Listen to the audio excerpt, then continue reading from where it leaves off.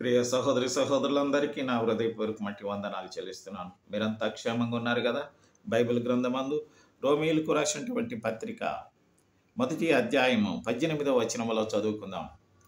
దుర్నీతి చేత సత్యమును అడ్డగించు మనుషుల యొక్క సమస్త భక్తిహీనత మీదను దుర్నీతి మీదను దేవుని కోపము పరలోకము నుండి బయలుపరచబడుచున్నది అని వ్రాయబడి ఉంది. In English, for the wrath of God is revealed from heaven against all ungodliness and unrighteousness of man, who by their unrighteousness suppress the truth అని వ్రాయబడి ఉంది. ప్రియ సహోదరి సహోదరులారా, అవును, మనము మన దుర్నీతి చేత మనం అనేక మార్లు సత్యాన్ని అడ్డగించేటువంటి బిడ్డలంగా ఈ లోకంలో ఉండకూడదని మన తండ్రి మనకు ఆజ్ఞాపిస్తున్నాడు.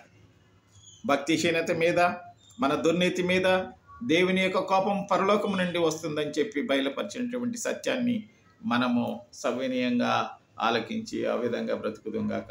ఆమేన్.